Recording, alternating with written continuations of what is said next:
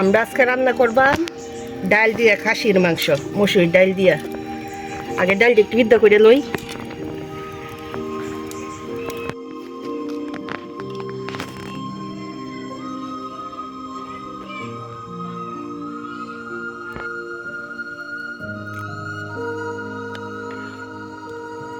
রান্না করব মসুর ডাল দিয়ে খাসির মাংস।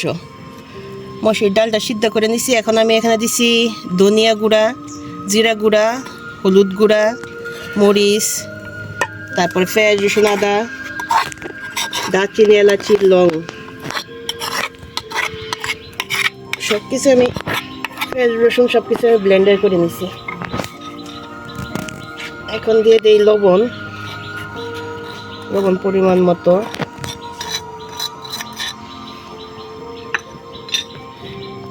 তারপরে দিই সয়াবিন তেল,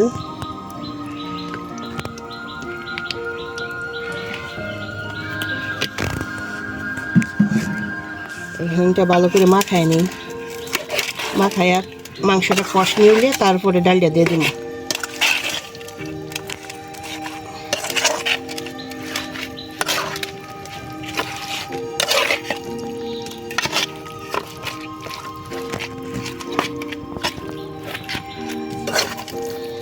মাংসটা আগে একটু মেরিনেট করে নিলে ভালো হয়, 20-30 মিনিট রেখে দিলে ভালো হয়। কিন্তু আমার এত সময় নাই, যে কারণে আমি সাথে সাথেই বসিয়ে দিতেছি।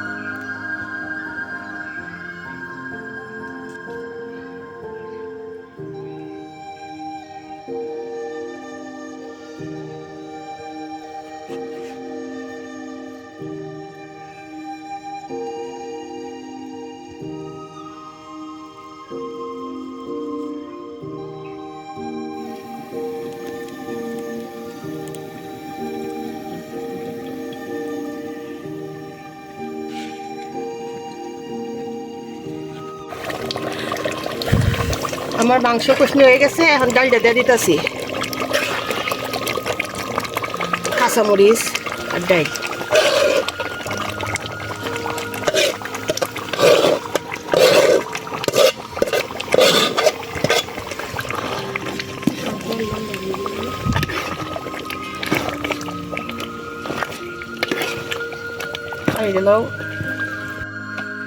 পানি দিয়ে দিই।